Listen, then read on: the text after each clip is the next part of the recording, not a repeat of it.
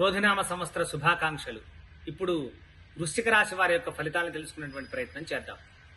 విశాఖ నక్షత్రంలోని 4వ పాదం, అనురాధ నక్షత్రంలోని 4 పాదాలు, జ్యేష్ఠ నక్షత్రంలోని 4 పాదాలు కలిపి వృశ్చిక రాశి కింద పరిగణించబడుతుంది. అక్షరాల్లోకి వస్తే తో, నా, నీ, ను, నే, నో, యా, ఈ, యు అనేటువంటి అక్షరాల వారిది వృశ్చిక రాశి కింద చెప్పబడుతుంది. వృశ్చిక రాశి వారికి ఆదాయం 8, వ్యయం 14, రాజపూజ్యం 4, అవమానం 5.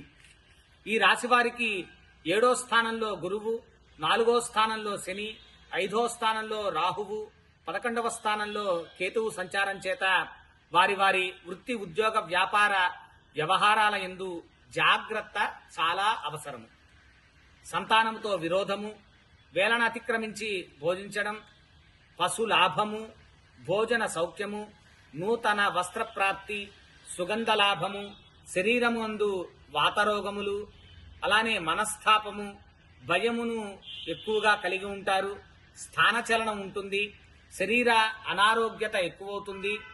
వివిధ రూపముల కష్టాలు వీళ్ళకి వచ్చేటువంటి అవకాశం చాలా ఉంది. రాజకీయ వ్యవహారాల యందు మంచి జయాన్ని పొందుతారు.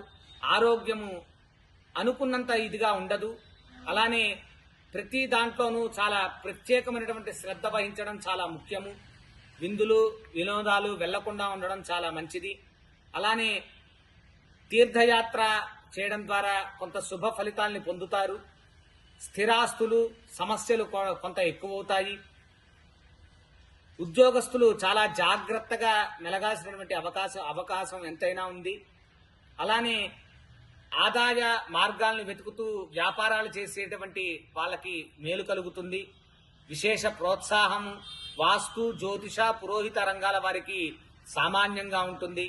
వైద్య, న్యాయవాద, ఇంజనీరింగ్ వ్యాపారస్తులకి ఆదాయం అధికంగా ఉండి ఆనందాన్ని పొందుతారు. రాజకీయ నాయకులు నూతన పదవుల్ని ఆశించి ఆనందాన్ని పొందుతారు. అలానే స్త్రీలకు జాగ్రత్త అవసరము. ధర్మకార్యాచరణము, యజ్ఞయాగాది క్రతువుల్లో పాల్గొనడం ద్వారా మంచి శుభ ఫలితాలు పొందుతారు వృశ్చిక రాశి వారు. ఈ వృశ్చిక రాశి వారు కూడా వారి వారి యొక్క గ్రహాలు అనుకూలంగా ఉండడానికి విష్ణు సహస్రనామము, శ్రీరామరక్ష స్తోత్రము ఇత్యాది స్తోత్రాల్ని పారాయణం చేయడం ద్వారా మంచి శుభ ఫలితాలను పొందుతారు. ఇది వృశ్చిక రాశి వారి యొక్క ఫలితం.